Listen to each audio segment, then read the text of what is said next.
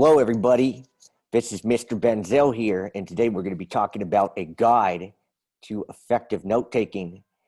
And you may actually be hearing some music in the background. This is my favorite musician in jazz, Miles Davis, and he is actually developing a basic melody and then improvising and actually creating music. And I'm going to tell you that note-taking is kind of like that basic melody that you first have to master before you improvise. So the improvisation is like the problem solving that we do in Delta Math, and the note-taking is like developing that basic melody. So we are going to be talking about how we can enrich your geometric experience today. All right, so when we're thinking about learning geometry, I actually think about levels of geometric thinking, and everybody has a level of geometric thinking. Alice right now is actually at the level of visualization. So she's kind of processing, what is a rectangle, a square, and a triangle. And really good high school geometry students, they're maybe about like a level 3 or so, where they're actually doing things like using properties to make like a mathematical argument. But in order to go up the ladder, you have to go one level at a time. And we kind of develop a system of definitions so we can make properties of shapes. And then we study the relationships between the shapes so we can create those mathematical arguments. And I will say that we will not be able to get to that proof level thinking without first mastering like the visualization and the definition steps. All right, so here's some benefits of the flipped classroom. So one is you can watch the video at your own speed. You have like 72 hours to watch the video.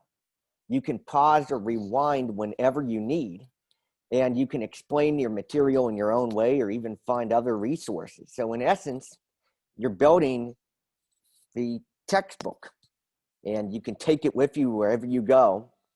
And you will eventually have to be able to write really good notes in a college class, or if you're sitting in a meeting in a job. So good note-taking, I think, is an essential life skill to be competitive in the 21st century.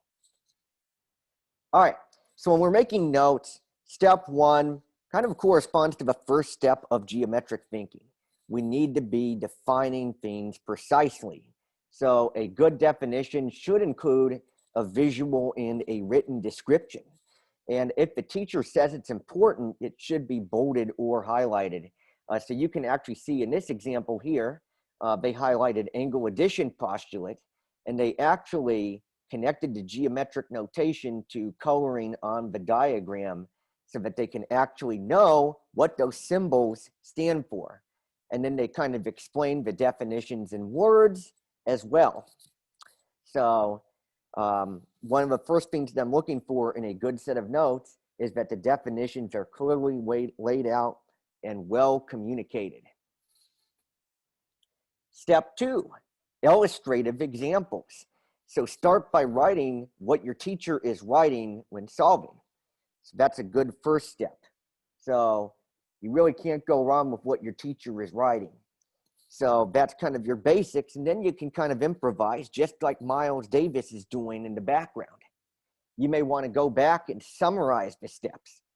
How did the teacher go from one step to the next step? Or how does the picture impact the algebraic setup of the problem?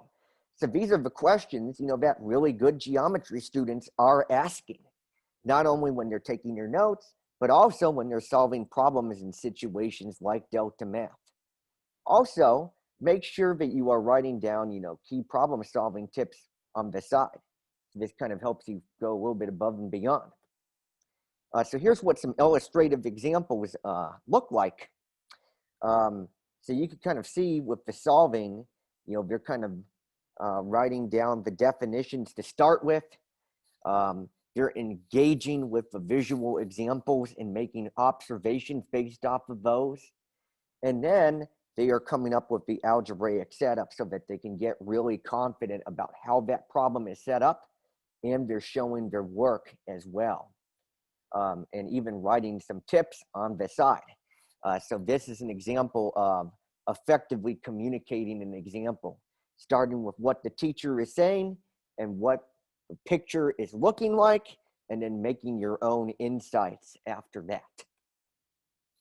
And then step 3, this is showing me, how can you advocate for yourself as a learner? Don't be afraid to do that. Not only write down tips on the side, but write down what questions you have. Because when I read your notes, I can kind of see, where are you feeling confused? Where do we need to go, when we're having our bell work discussions? We could even have commentary. I mean, this student said, I don't like angles, please don't do this. And then she writes, actually, I changed my mind. So some people even like to have a little fun and be creative with their notes. But I don't like writing. Well, there's some solutions. I mean, I'm happy to sit down with you in an office hour and brainstorm solutions that best fit your need. Take screenshots, for instance, on a Word doc of examples that you see. Write down tips and reflections. Geometry is about, finding examples and generalizing about the examples and then building that mathematical argument. I had another student this week actually create a PowerPoint. They created their own PowerPoint. So they actually took some of the material that we went through on the PowerPoint and screenshotted it and then wrote their own insights. So there are, many different ways that you can engage with the material, but you need to make sure that you are engaged with the material before class. And I am pretty sure that if you commit to taking a really good set of notes, you will find maybe not everything in Delta Math to be easy, but you will definitely find it to be easier.